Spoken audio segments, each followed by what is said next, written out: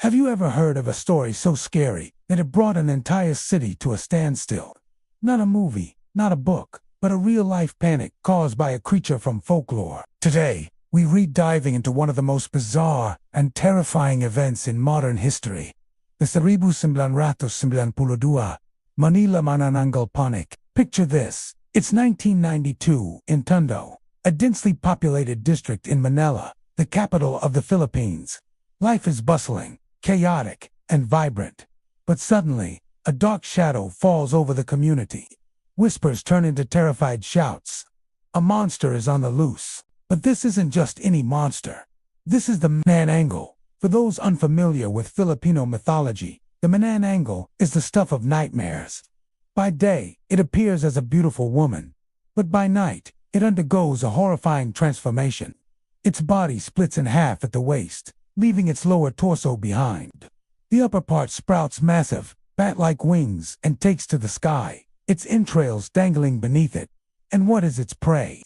Unborn babies, which it sucks from the mother's womb, with a long, thread-like tongue. Now, you might be thinking, that's a scary story, a classic piece of folklore told to frighten children, and you'd be right. The Manananggal has been a staple of Filipino horror for centuries. But in 1992, for the residents of Tondo, it became terrifyingly real. It all started with a few isolated reports. A person claimed to see a strange, large, winged creature flying over the rooftops. Another swore they saw a woman's body splitting in two. Normally, such stories would be dismissed. But in the close-knit superstitious community of Tondo, these tales caught fire. The local newspapers, always hungry for a sensational story, picked up on the rumors. Headlines screamed about the Tondo terror and the winged monster. One of the first widely reported incidents involved a woman named Annalyn, who claimed she was attacked in her home. She said she woke up to the sound of something scratching on her roof. When she looked up, she saw a grotesque, bird-like creature trying to get in. Her screams scared it away, but her story electrified the neighborhood. Suddenly, everyone had a story. A friend of a friend saw it. A cousin heard its distinctive tick-tick sound, a call that lures its victims. The panic snowballed. What began as a local ghost story was now a full-blown metropolitan crisis. The fear was palpable. It hung in the air, thick and suffocating, especially after sunset. Nighttime in Tondo transformed. The usually lively streets became eerily quiet, then filled with a different kind of activity. People were too afraid to sleep. They believed the Manananggal could only be defeated with specific weapons: salt, garlic, and the tail of a stingray, known as a bunted padgy. So, residents armed themselves. Men formed vigilante groups, patrolling the streets all night, carrying bolos, salt, and strings of garlic. They set up watch points on rooftops, their eyes scanning the dark sky for any sign of a winged silhouette. Imagine the scene: entire neighborhoods on high alert, armed with makeshift weapons, hunting a mythical monster. Pregnant women were considered prime targets, and their families took extreme measures to protect them. They would surround their homes with garlic and salt. Some even slept with sharp knives or bolos under their beds. No one felt safe. The hysteria reached such a fever pitch that it began to affect daily life on a massive scale. People were exhausted from sleepless nights. Productivity dropped. The economy of the district was impacted. The fear was no longer just about a monster. It was about the complete disruption of their lives. This is where the story takes an even stranger turn. The year 1992 was an election year in the Philippines.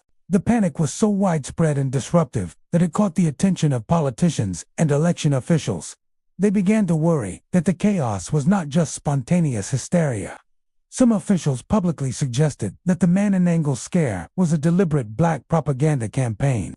Their theory was that a political group might be spreading the rumors to create fear and chaos, aiming to disrupt the upcoming elections in Tondo. By keeping residents awake all night, terrified and exhausted, it would be easier to manipulate votes or suppress turnout. Think about it. A sleep-deprived, fearful populace is much less likely to participate calmly in a democratic process. It was a wild theory, but in the world of cutthroat local politics, it wasn't entirely unbelievable. Was the Manananggal being used as a political weapon? The police were inundated with calls. They were forced to respond to sightings and investigate alleged attacks. But what could they do? How do you arrest a mythical creature? The then chief of the Western Police District, a man named General Ernesto Diokno, had to publicly address the issue. He urged residents to remain calm and dismiss the creature as pure superstition, but his words did little to quell the fear. When official sources are trying to debunk a monster, you know the situation is out of control. News reports from the time are a fascinating window into the panic. Journalists interviewed terrified residents who described their encounters in vivid detail. One newspaper article quoted a man who claimed he saw the creature land on a neighbor's roof and watched in horror as it split in half. These first-hand accounts, whether real or imagined, were treated as credible news, further fueling the public's terror. So, what was really happening? Was there truly a supernatural creature terrorizing Manila? Or was it a case of mass hysteria, amplified by media sensationalism and possibly political manipulation? Let's break down the psychology of mass hysteria. It often occurs in communities under stress. Tondo in the early 90s was a place of economic hardship and social tension. In such an environment, a shared belief, especially a frightening one, rooted in deep cultural folklore, can spread like wildfire. A simple misidentified sound, like a cat on a tin roof or a strange shadow, could be interpreted through the lens of the Manananggal legend. Once a few influential people claim to have seen something, the power of suggestion takes over. Others start to see and hear things too. It's a psychological phenomenon where a collective belief can manifest as perceived reality. The media's role in this cannot be overstated. By reporting the rumors as news, they legitimized the fear. Instead of dispelling the myth, they gave it a platform, making it seem much more real and immediate. The political angle adds another layer of intrigue. While there was never any concrete proof that the scare was an orchestrated plot, the timing was certainly suspicious. Using folklore as a tool for political gain is a tactic as old as time. It preys on the deepest fears of a culture to create instability. So what happened to the Manananggal of Tondo? Like most mass panics, it eventually faded away. As the elections passed and no definitive proof ever emerged, the sightings became less frequent. The news cycle moved on to other stories. The vigilante patrols disbanded, and people slowly started sleeping through the night again. Life in Tondo returned to a semblance of normalcy. But the memory of 1992 remains. It serves as a powerful case study of how folklore, social anxiety, and media can collide to create a real-world crisis. It's one of the few documented instances in modern times where a mythical creature caused a verifiable panic in a major metropolitan city. The police were involved, politicians made public statements, and thousands of people's lives were thrown into chaos, all because of a creature that, according to science, doesn't exist. The story of the 1992 Manila Manananggal panic isn't just a spooky tale. It's a fascinating look at the power of belief and the fine line between myth and reality. It shows us that sometimes the monsters in our heads can be just as dangerous as any real-world threat.